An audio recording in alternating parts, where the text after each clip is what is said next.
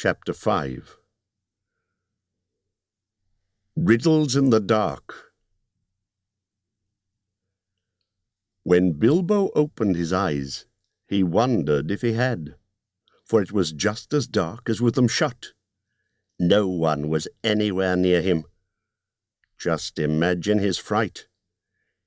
He could hear nothing, see nothing, and he could feel nothing except the stone of the floor.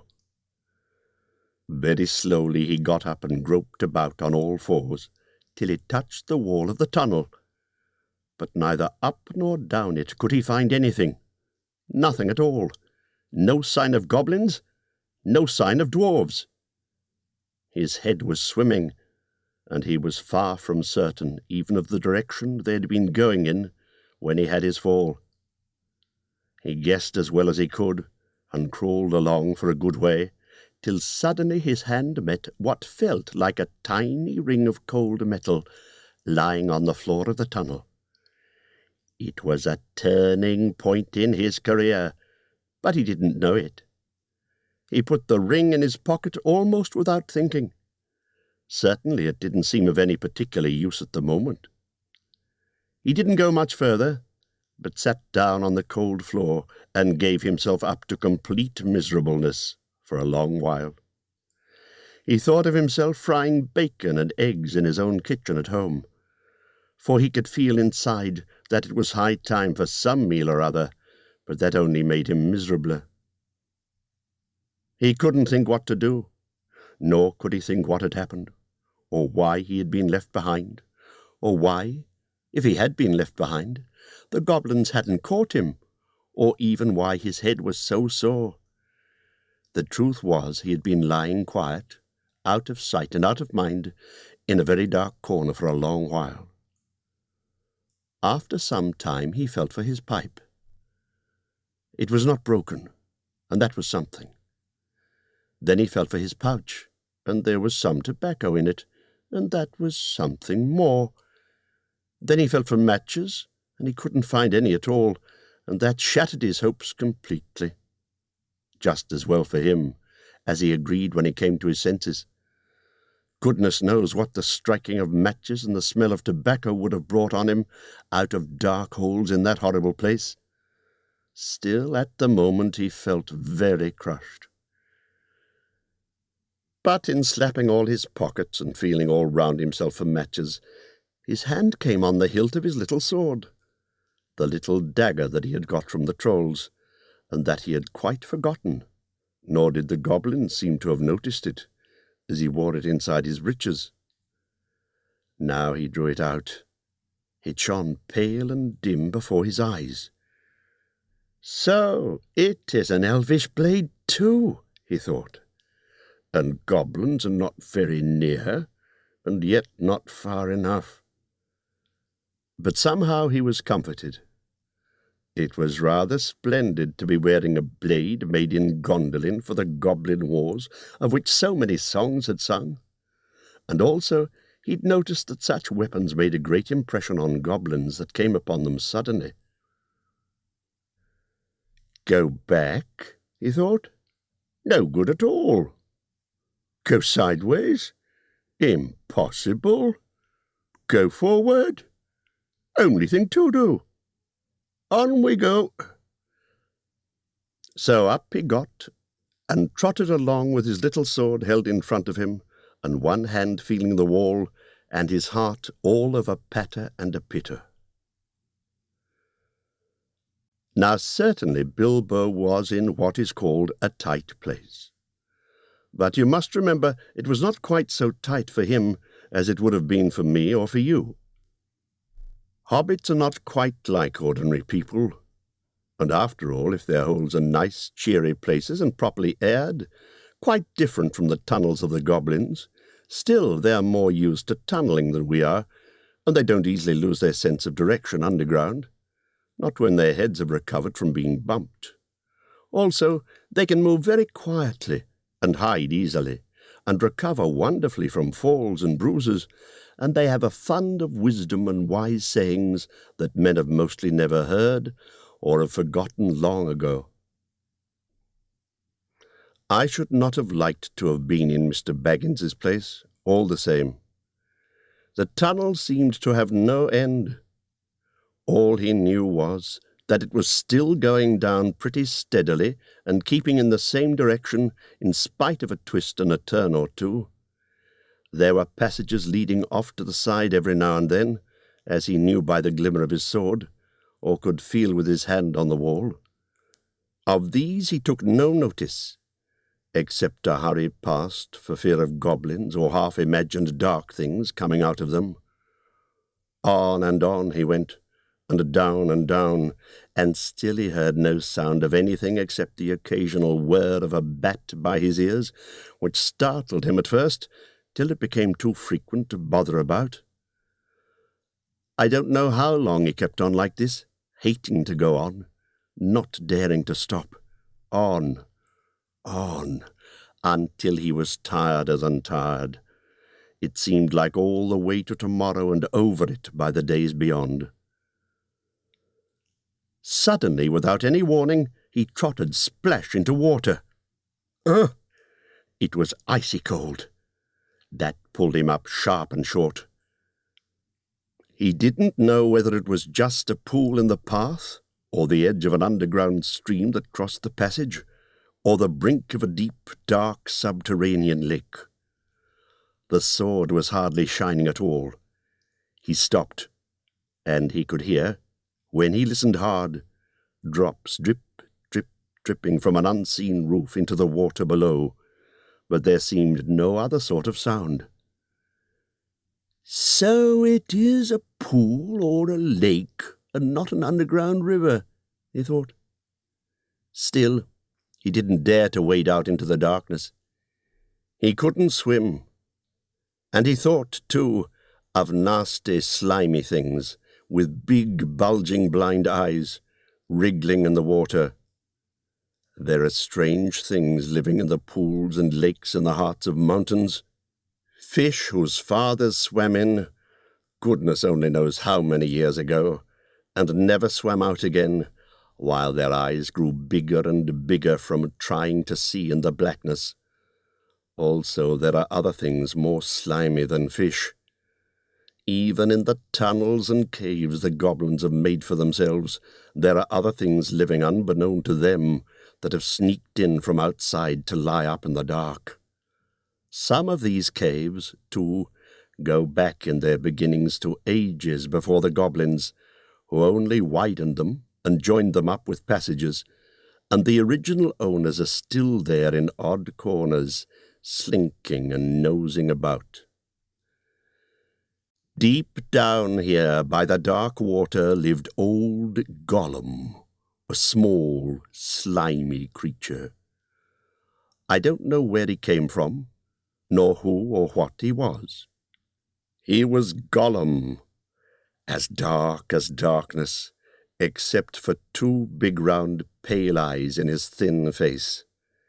He had a little boat, and he rowed about quite quietly on the lake, for lake it was, wide and deep and deadly cold. He paddled it with large feet dangling over the side, but never a ripple did he make, not he.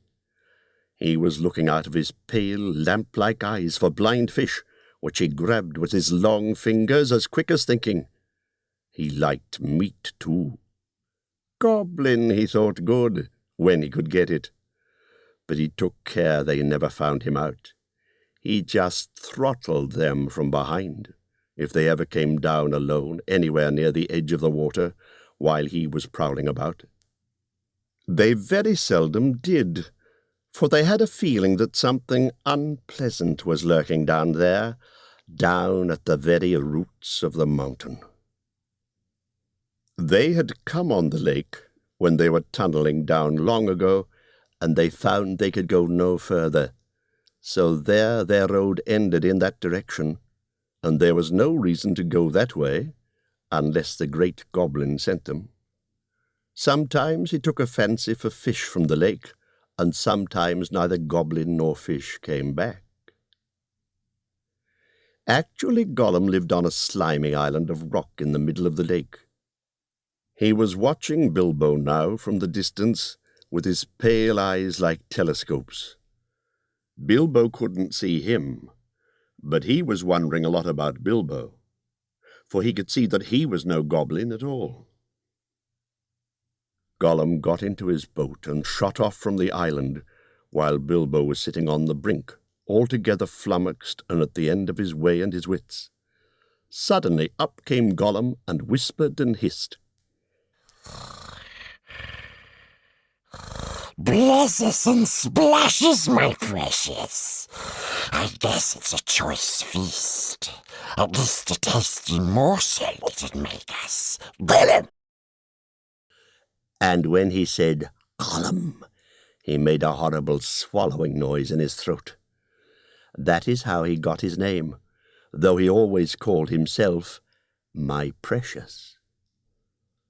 The hobbit jumped nearly out of his skin when the hiss came in his ears, and he suddenly saw the pale eyes sticking out at him. Who are you? He said, thrusting his dagger in front of him. What is he, my precious? Whispered Gollum, who always spoke to himself through never having anyone else to speak to. This is what he had come to find out, for he was not really very hungry at the moment, only curious. Otherwise he would have grabbed first and whispered afterwards. I am Mr. Bilbo Baggins. I've lost the dwarves, and I've lost the wizard, and I don't know where I am, and I don't want to know, if only I can get away.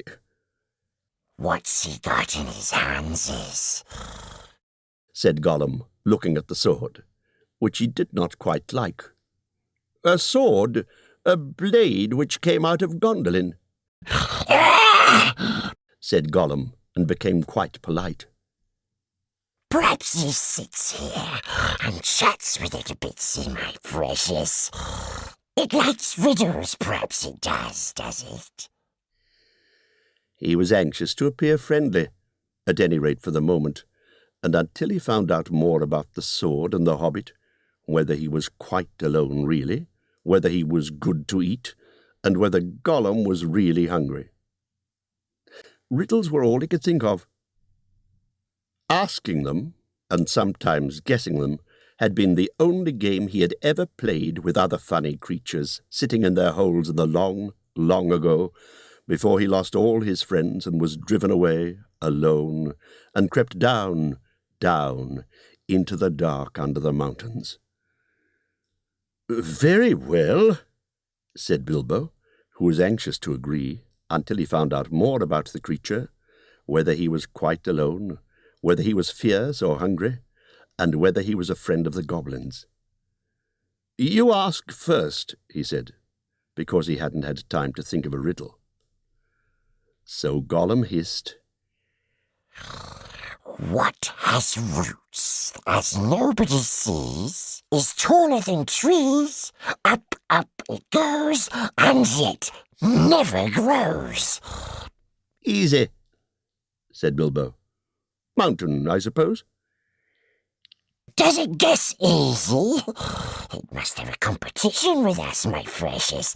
If Precious asks and it doesn't answer, we eats it, my precious. If it asks us and we doesn't answer, then we does what it wants, eh?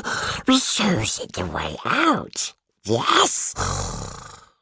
All right, said Bilbo, not daring to disagree, and nearly bursting his brain to think of riddles that could save him from being eaten. 30 white horses on a red hill. First they champ, then they stamp, then they stand still. That was all he could think of to ask. The idea of eating was rather on his mind. It was rather an old one, too, and Gollum knew the answer as well as you do.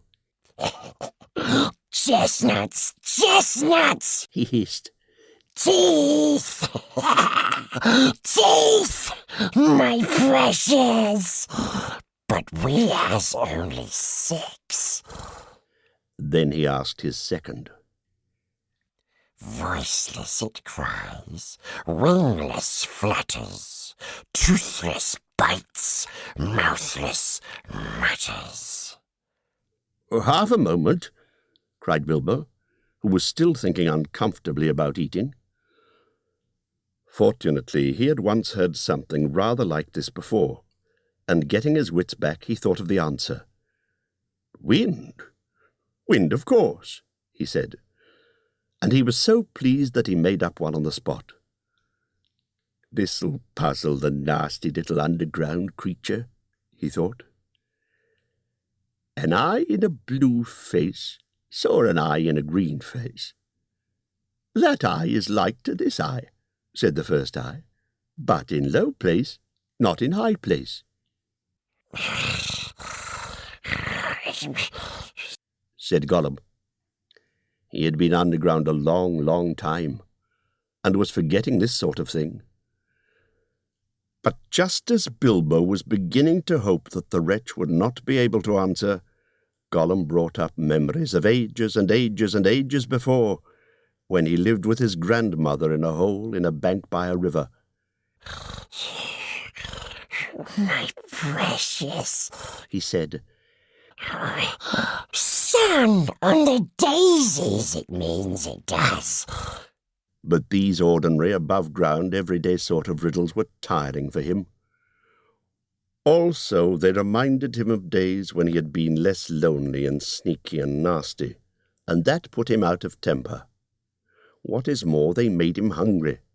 So this time he tried something a bit more difficult and more unpleasant. It cannot be seen, cannot be felt, cannot be heard, cannot be smelt. It lies behind stars and under hills, and empties holes it fills. It comes first and follows after, ends life, kills laughter.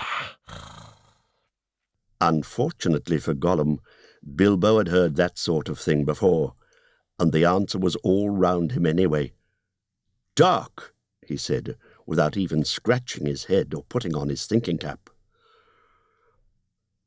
A box without hinges, key or lid, yet golden treasure inside is hid, he asked to gain time, until he could think of a really hard one. This he thought a dreadfully easy chestnut, though he had not asked it in the usual words. But it proved a nasty poser for Gollum. He hissed to himself, and still he didn't answer. He whispered and spluttered. After some while, Bilbo became impatient. Well, what is it? The answer's not a kettle boiling over, as you seem to think from the noise you're making. Give us a chance! Let it give us a chance, my precious! Well, said Bilbo, after giving him a long chance, what about your guess? But suddenly Gollum remembered thieving from nests long ago, and sitting under the river bank, teaching his grandmother to suck. Eggs! He hissed. Eggs it is! Then he asked,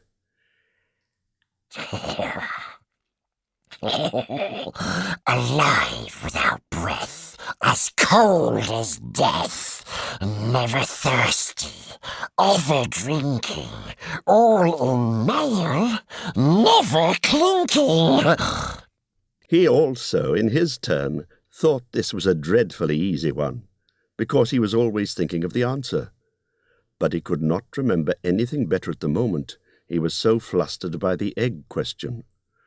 All the same, it was a poser for poor Bilbo, who never had anything to do with the water if he could help it. I imagine you know the answer, of course, or can guess it as easy as winking, since you are sitting comfortably at home and have not the danger of being eaten to disturb your thinking. Bilbo sat and cleared his throat once or twice, but no answer came. After a while, Gollum began to hiss with pleasure to himself.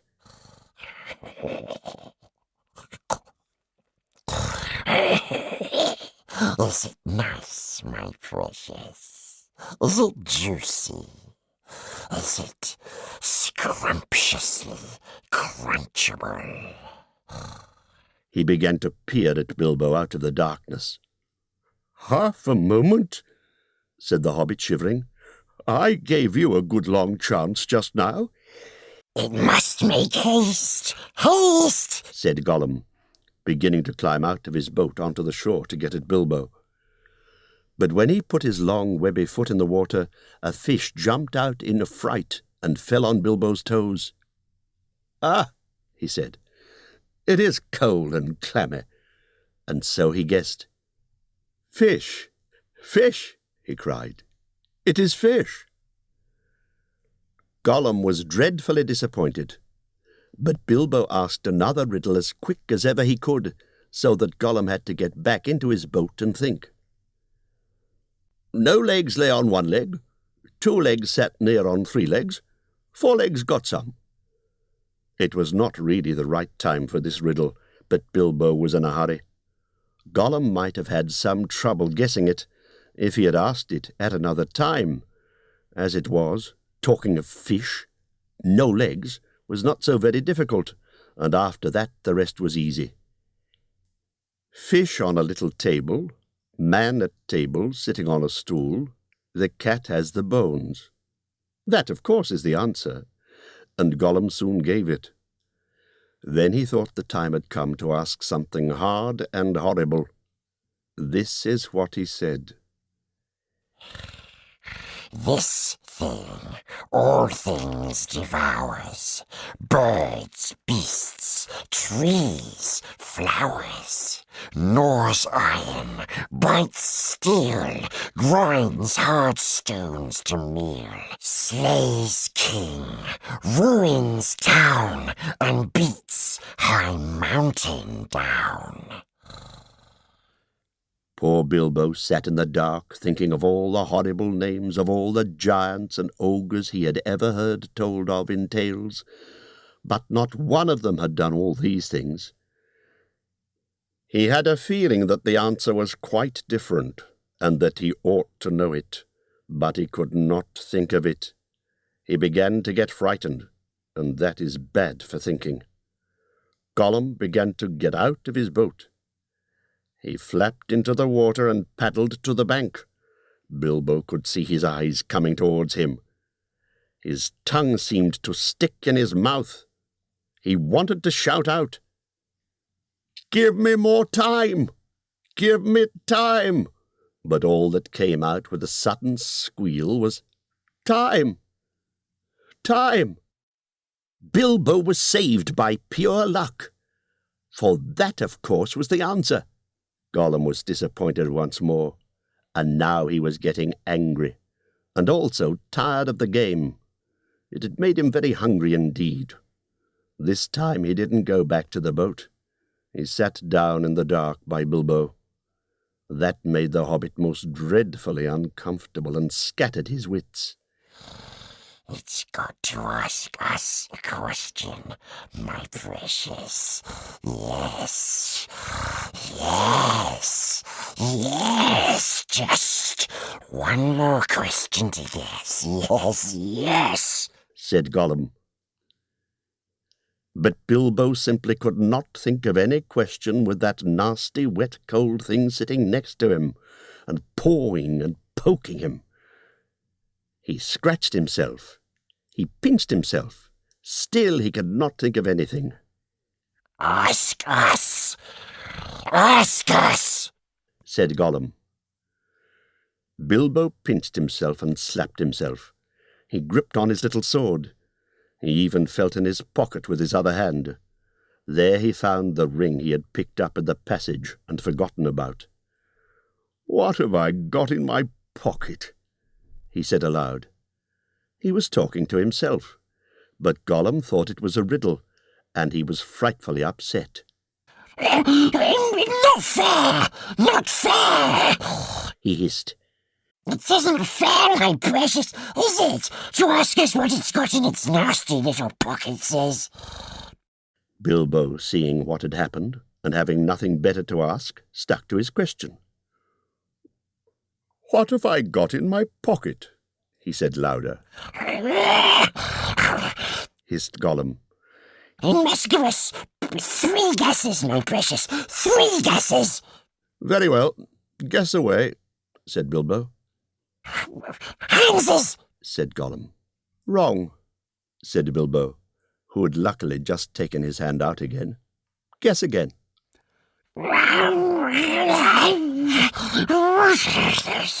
said Gollum, more upset than ever. He thought of all the things he kept in his own pockets. Fish bones, goblins' teeth, wet shells, a bit of bat-wing, a sharp stone to sharpen his fangs on, and other nasty things. He tried to think what other people kept in their pockets. Knife! he said at last. "Wrong," said Bilbo, who had lost his some time ago. "Last guess." Now Gollum was in a much worse state than when Bilbo had asked him the egg question.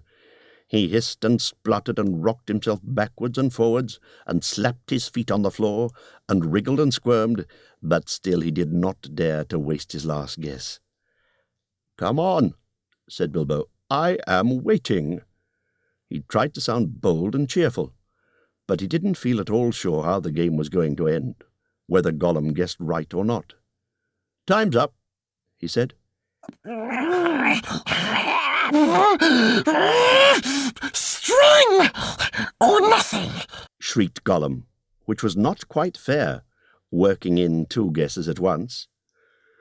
"Both wrong," cried Bilbo, very much relieved, and he jumped at once to his feet, put his back to the nearest wall, and held out his little sword. He knew, of course, that the riddle game was sacred and of immense antiquity, and even wicked creatures were afraid to cheat when they played at it. But he felt he could not trust this slimy thing to keep any promise at a pinch. Any excuse would do for him to slide out of it. And after all, that last question had not been a genuine riddle, according to the ancient laws. But at any rate, Gollum did not at once attack him. He could see the sword in Bilbo's hand. He sat still, shivering and whispering. At last Bilbo could wait no longer. "Well," he said, "what about your promise? I want to go. You must show me the way." Did we say so, precious? Show the nasty little baggins the way out, yes, yes. But what has it got in its pockets, eh? Not string, precious, but not nothing. Oh, no. "Never you mind," said Bilbo. "A promise is a promise." "Cross it is, impatient, precious," hissed Gollum. "but it must wait. Yes, it must. We can't go up the tunnels so hasty. We must go and get some things first. Yes, things to help us." "Well, hurry up," said Bilbo, relieved to think of Gollum going away. He thought he was just making an excuse and did not mean to come back. What was Gollum talking about? What useful thing could he keep out on the dark lake? But he was wrong. Gollum did mean to come back. He was angry now and hungry, and he was a miserable, wicked creature, and already he had a plan. Not far away was his island, of which Bilbo knew nothing, and there in his hiding place he kept a few wretched oddments, and one very beautiful thing, very beautiful, very wonderful. He had a ring, a golden ring, a precious ring. "My birthday present," he whispered to himself, as he had often done in the endless dark days. "That's what we want now, yes. We want it." He wanted it because it was a ring of power, and if you slipped that ring on your finger, you were invisible. Only in the full sunlight could you be seen, and then only by your shadow. and that would be shaky and faint. My birthday present. It came to me on my birthday, my precious. So he had always said to himself. But who knows how Gollum came by that present, ages ago in the old days when such rings were still at large in the world. Perhaps even the master who ruled them could not have said. Gollum used to wear it at first, till it tired him, and then he kept it in a pouch next to his skin, till it galled him, and now, usually, he hid it in a hole in the rock on his island, and was always going back to look at it. And still sometimes he put it on when he could not bear to be parted from it any longer, or when he was very, very hungry and tired of fish. Then he would creep along dark passages looking for stray goblins. He might even venture into places where the torches were lit and made his eyes blink and smart, for he would be safe. Oh yes, quite safe. No one would see him, no one would notice him, till he had his fingers on their throat. Only a few hours ago he had worn it, and caught a small goblin imp. How it squeaked! He still had a bone or two left to gnaw, but he wanted something softer. Quite safe. Yes. He whispered to himself. It won't see us. Will it, my precious? No, it won't see us, and its nasty little sword will be useless. Yes, quite. That is what was in his wicked little mind as he slipped suddenly from Bilbo's side and flapped back to his boat and went off into the dark. Bilbo thought he had heard the last of him. Still he waited a while, for he had no idea how to find his way out alone. Suddenly he heard a screech. It sent a shiver down his back. Gollum was cursing and wailing away in the gloom, not very far off by the sound of it. He was on his island, scrabbling here and there, searching and seeking in vain. Where is it? Where is it? Bilbo heard him crying. Lost it is, my precious! Lost! Lost! Curses and crushes! My precious is lost! What's the matter? Bilbo called. What have you lost? It mustn't ask us! Shrieked Gollum. Not its business. No, Gollum. Gollum. It's lost. Gollum. Gollum. Gollum. Well, so am I, cried Bilbo, and I want to get unlost. And I won the game, and you promised. So come along. Come and let me out, and then go on with your looking. Utterly miserable as Gollum sounded, Bilbo could not find much pity in his heart, and he had a feeling that anything Gollum wanted so much could hardly be something good. Come along, he shouted. No, not yet, precious, Gollum answered. We must search for it. It's lost. Gollum. But you never guessed my last question, and you promised, said Bilbo. Never guessed, said Gollum. Then suddenly, out of the gloom came a sharp hiss. What has it got in its pockets? Tell us that. It must tell first. As far as Bilbo knew, there was no particular reason why he should not tell. Gollum's mind had jumped to a guess quicker than his. Naturally, for Gollum had brooded for ages on this one thing, and he was always afraid of its being stolen. But Bilbo was annoyed at the delay. After all, he had won the game, pretty fairly, at a horrible risk. Answers were to be guessed, not given, he said. But it wasn't a fair question, said Gollum. Not a riddle, precious, no. Oh, well, if it's a matter of ordinary questions, Bilbo replied.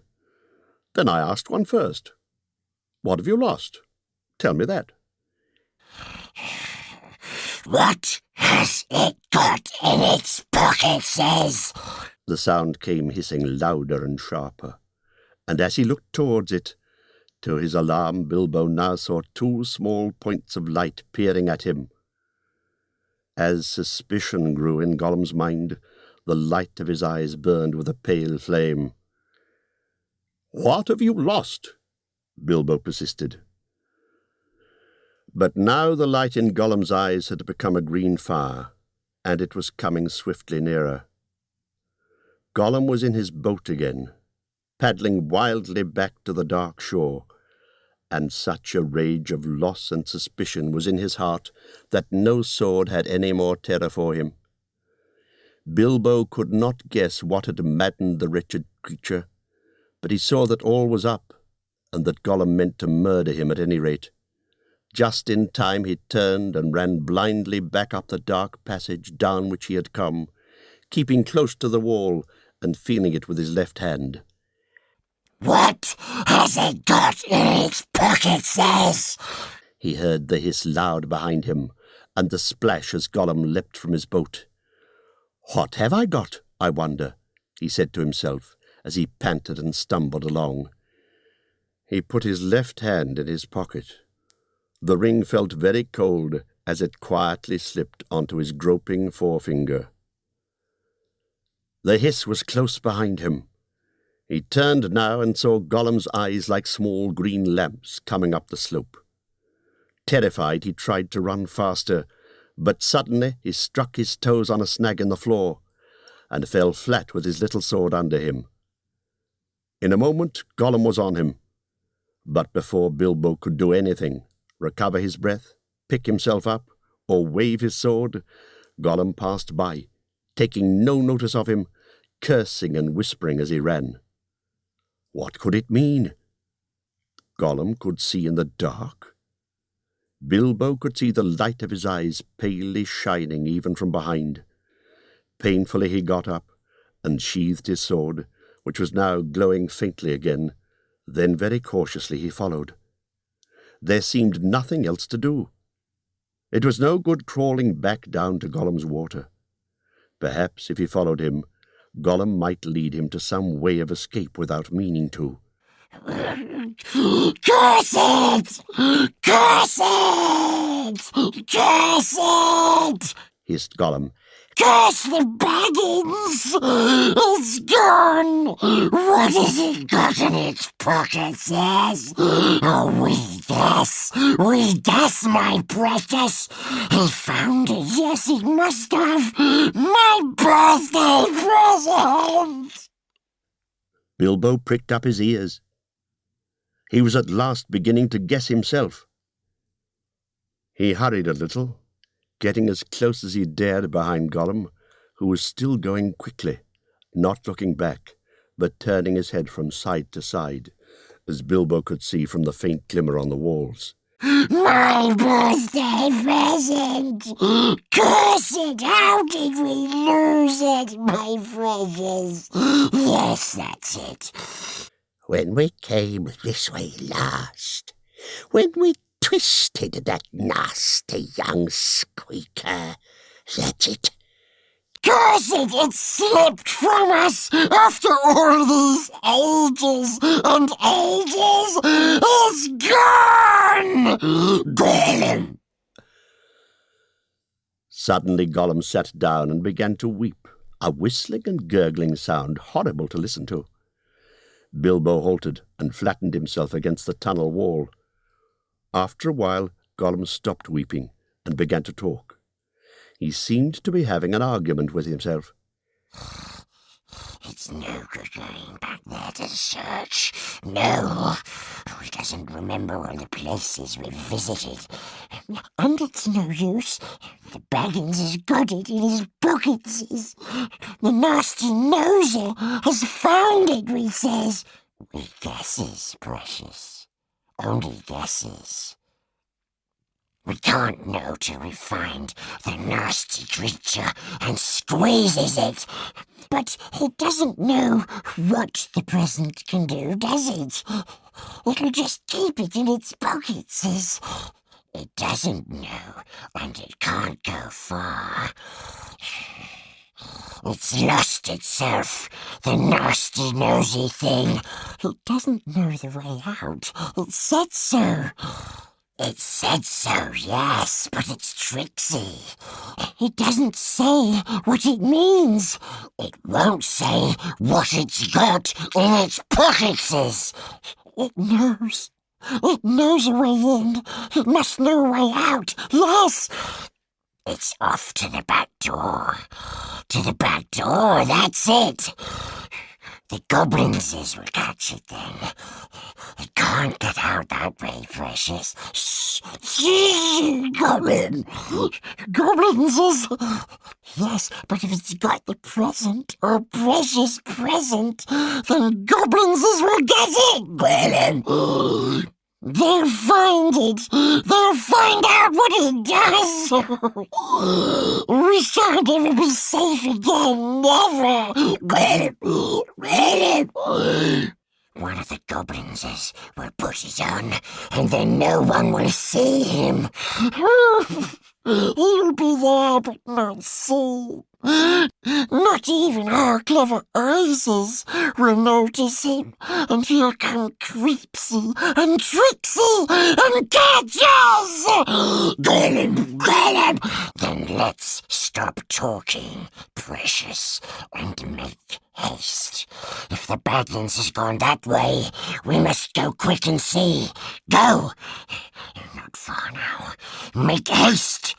With a spring, Gollum got up and started shambling off at a great pace. Bilbo hurried after him, still cautiously, though his chief fear now was of tripping on another snag and falling with a noise. His head was in a whirl of hope and wonder. It seemed that the ring he had was a magic ring. It made you invisible. He had heard of such things, of course, in old tales. But it was hard to believe that he really had found one, by accident. Still, there it was. Gollum with his bright eyes had passed him by, only a yard to one side. On they went, Gollum flip-flapping ahead, hissing and cursing, Bilbo behind going as softly as a hobbit can.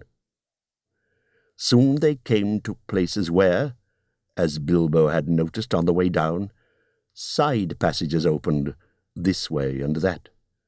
Gollum began at once to count them.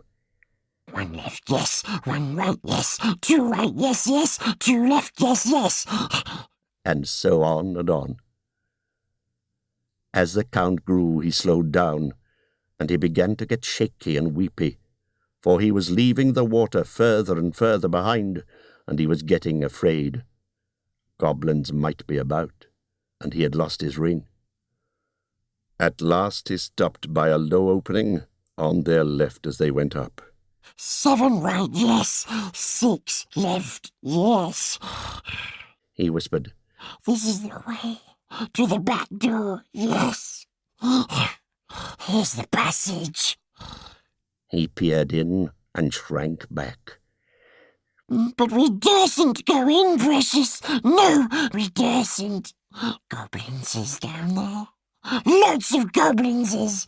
We smells them. What shall we do? Curse them and crush them. We must wait here, precious. Wait a bit and see. So they came to a dead stop.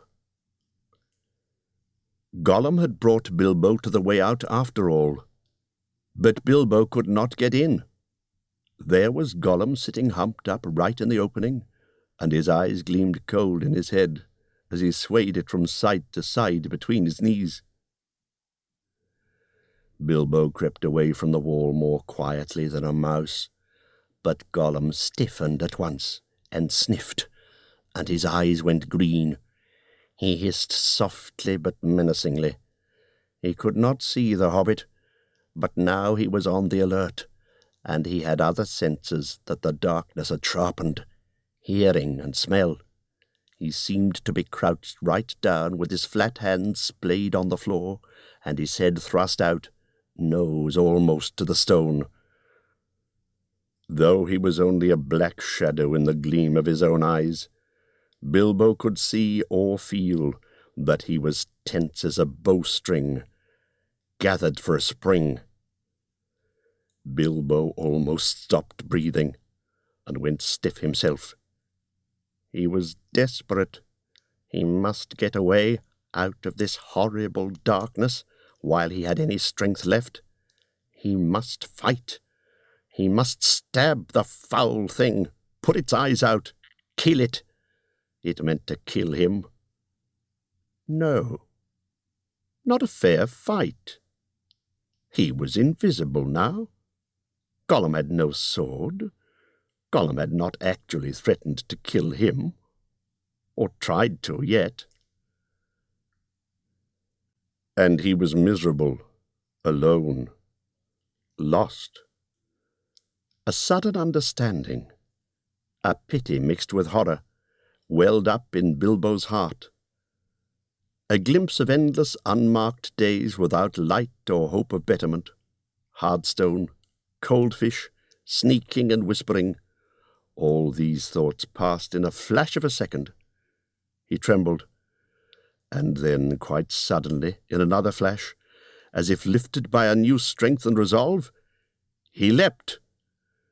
No great leap for a man, but a leap in the dark. Straight over Gollum's head he jumped, 7 feet forward and 3 in the air. Indeed, had he known it, he only just missed cracking his skull on the low arch of the passage. Gollum threw himself backwards and grabbed as the hobbit flew over him, but too late. His hands snapped on thin air, and Bilbo, falling fair on his sturdy feet, sped off down the new tunnel. He did not turn to see what Gollum was doing. There was a hissing and cursing almost at his heels at first. Then it stopped. All at once there came a blood-curdling shriek, filled with hatred and despair. Gollum was defeated. He dared go no further. He had lost his prey, and lost, too, the only thing he had ever cared for, his precious. The cry brought Bilbo's heart to his mouth, but still he held on.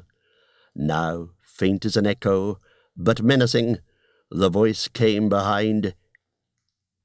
Thief! Thief! Thief!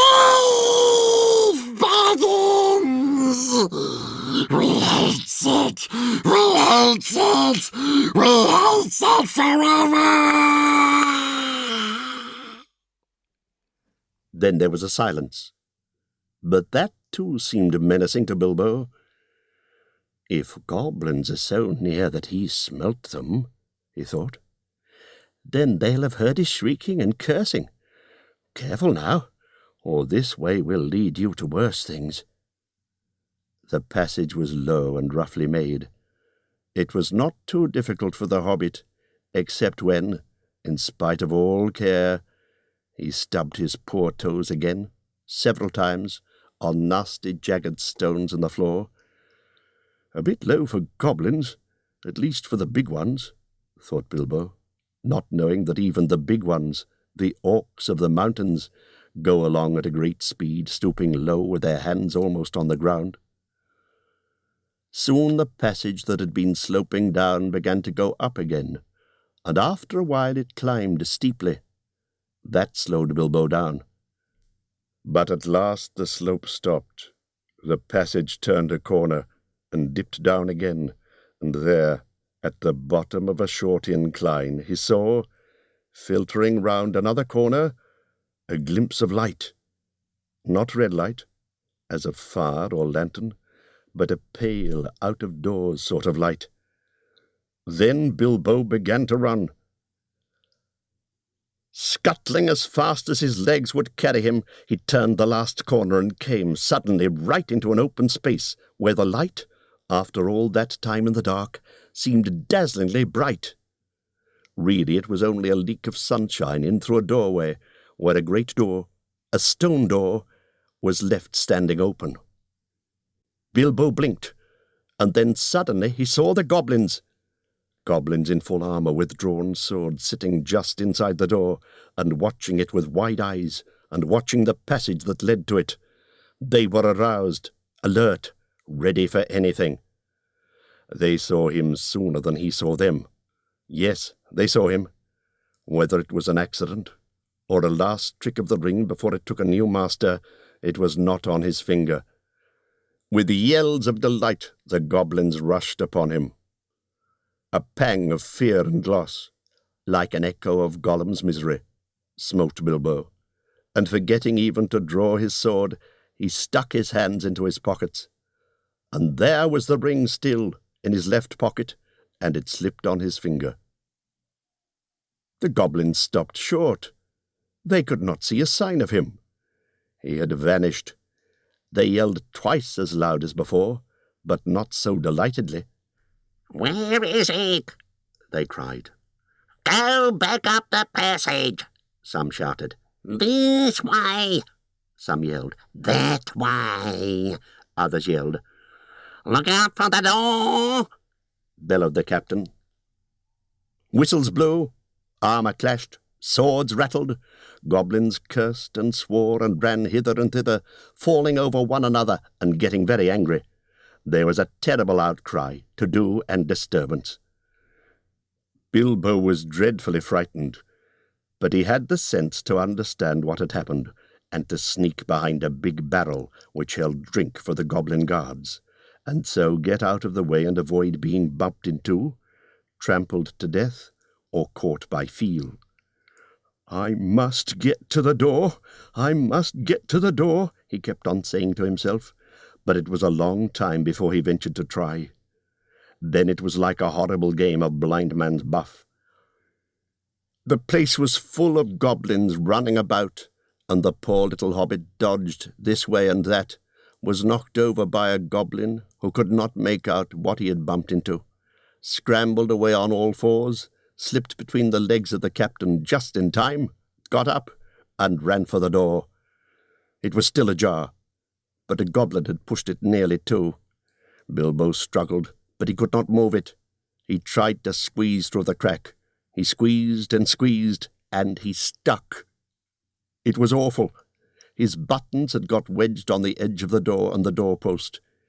He could see outside into the open air. There were a few steps running down into a narrow valley between tall mountains. The sun came out from behind a cloud and shone bright on the outside of the door, but he could not get through. Suddenly one of the goblins inside shouted, "There is a shadow by the door. Something is outside." Bilbo's heart jumped into his mouth. He gave a terrific squirm. Buttons burst off in all directions. He was through, with a torn coat and waistcoat, leaping down the steps like a goat, while bewildered goblins were still picking up his nice brass buttons on the doorstep. Of course they soon came down after him, hooting and hallooing and hunting among the trees, but they don't like the sun. It makes their legs wobble and their heads giddy. They could not find Bilbo with the ring on, slipping in and out of the shadow of the trees, running quick and quiet, and keeping out of the sun. So soon they went back grumbling and cursing to guard the door.